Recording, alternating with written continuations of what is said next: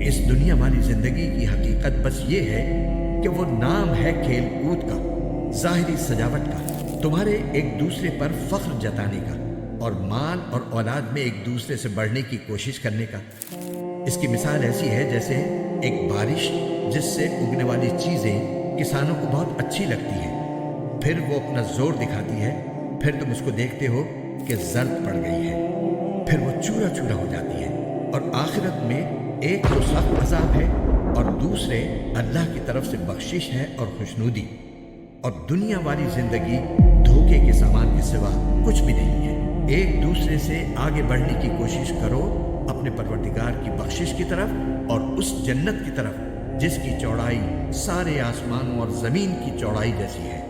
یہ ان لوگوں کے لیے تیار کی گئی ہے جو اللہ اور اس کے رسولوں پر ایمان لائے ہیں۔ یہ اللہ کا فضل ہے جو وہ جس کو چاہتا ہے دیتا ہے، اور اللہ بڑے فضل والا ہے۔ کوئی مصیبت ایسی نہیں ہے جو زمین میں نازل ہوتی یا تمہاری جانوں کو لاحق ہوتی ہو، مگر وہ ایک کتاب میں اس وقت سے درج ہے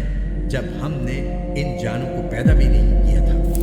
یقین جانو یہ بات اللہ کے لیے بہت آسان ہے، یہ اس لیے تاکہ جو چیز تم سے جاتی رہے اس پر تم غم میں نہ پڑو، اور جو چیز اللہ تمہیں عطا فرما دے اس پر تم اتراؤ نہیں، اور اللہ کسی ایسے شخص کو پسند نہیں کرتا جو اتراہٹ میں مبتلا ہو، شیخی بگھارنے والا ہو۔ وہ ایسے لوگ ہیں جو کنجوسی کرتے ہیں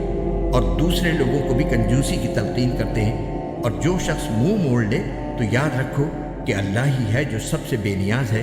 بذات خود قابل تعریف۔ حقیقت یہ ہے کہ ہم نے اپنے پیغمبروں کو کھلی ہوئی نشانیاں دے کر بھیجا، اور ان کے ساتھ کتاب بھی اتاری اور ترازو بھی، تاکہ لوگ انصاف پر قائم رہیں، اور ہم نے لوہا اتارا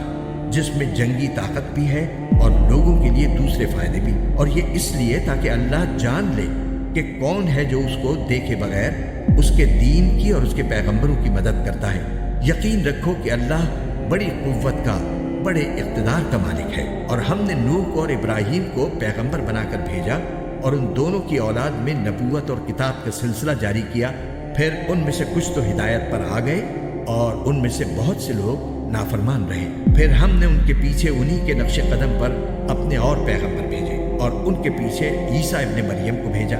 اور انہیں انجیل عطا کی، اور جن لوگوں نے ان کی پیروی کی ان کے دلوں میں ہم نے شفقت اور رحم دلی پیدا کر دی۔ اور جہاں تک رہبانیت کا تعلق ہے وہ انہوں نے خود ایجاد کر لی تھی، ہم نے ان کو ان کے ذمے واجب نہیں کیا تھا، لیکن انہوں نے اللہ کی خوشنودی حاصل کرنی چاہی، پھر اس کی ویسی رعایت نہ کر سکے جیسے اس کا حق تھا۔ غرض ان میں سے جو ایمان لائے تھے ان کو ہم نے ان کا اجر دیا، اور ان میں سے بہت لوگ نافرمان ہی رہے۔ اے ایمان والو، اللہ سے ڈرو اور اس کے پیغمبر پر ایمان لاؤ، تاکہ وہ تمہیں اپنی رحمت کے 2 حصے عطا فرمائے، اور تمہارے لیے وہ نور پیدا کرے جس کے ذریعے تم چل سکو، اور تمہاری بخشش فرما دے، اور اللہ بہت بخشنے والا، بہت مہربان ہے۔ تاکہ اہل کتاب کو معلوم ہو جائے کہ اللہ کے فضل میں سے کسی چیز پر انہیں کوئی اختیار نہیں ہے، اور یہ کہ فضل تمام تر اللہ کے ہاتھ میں ہے، جو وہ جس کو چاہتا ہے عطا فرماتا ہے، اور اللہ فضل عظیم کا مالک ہے۔